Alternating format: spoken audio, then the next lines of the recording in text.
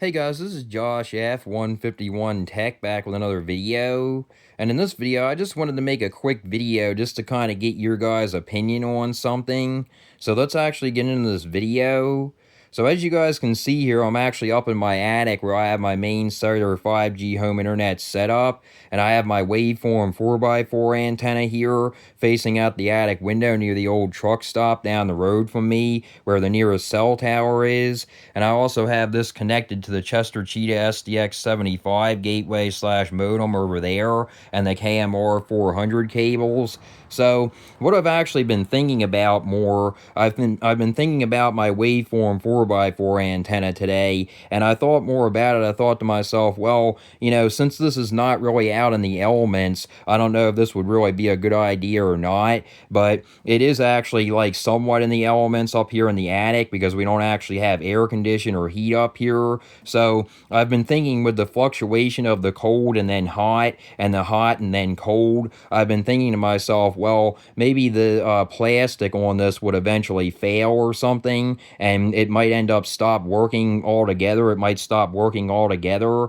So I've been thinking to myself, maybe I should get another one to have on hand. Maybe I should get a backup one of the same model to have on hand while I can still get my hands on one. Because to be honest with you guys, they're not actually making these anymore. That's why they call it the Legacy 4x4 antenna. They're actually trying to push their newer model, and I made a video on that and I talked about it. I'm not a fan of it because it's just not made as good. It doesn't have a metal backing to it like this one, and people have actually said that they like the newer one better because it's easier to mount and whatnot. But I'm not really a big fan of it because I don't like the reliability of it. I don't like the speeds that it gave me, and it just didn't give me overall better reliability than this one did. So what I'm actually thinking about doing, I'm actually thinking about getting either a used really good condition one, or I'm thinking about trying to find a new one, just an outright new one if I can still find one, because I actually looked on Amazon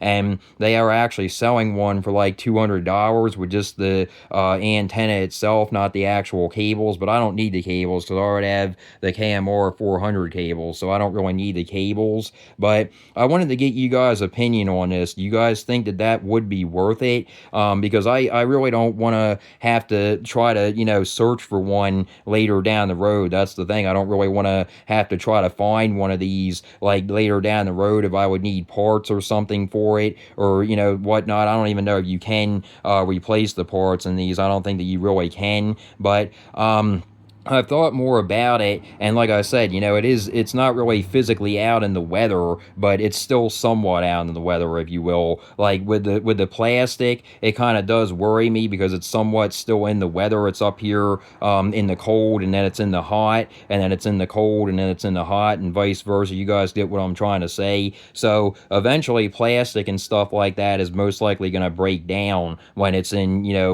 different temperatures and whatnot. So I really think that it is a good idea. I think that it's a good idea for me to get a spare, just to have a spare one on hand and have a legacy one on hand. And I did actually see one on Amazon for like $200, like I said, without the cables, with just the cables that are built into the antenna itself, just basically the antenna itself and the J-mount pole, which I already have, so I really wouldn't need that. That's not really going to disintegrate or anything or mess up over time because it's metal, so I'm not really worried about that. I'm not really needing that with it. Or the mount itself, like the back of the antenna, as you can see, is all metal. So that's what I really like with this one compared to the newer one. The back of the newer one is just all plastic, and that kind of worried me, with the temperatures and stuff like that. So and the sun and all that kind of stuff. And as you guys can see, this still does get sun because it's morning right now. It's actually almost 9 o'clock right now, or that is actually 9 o'clock.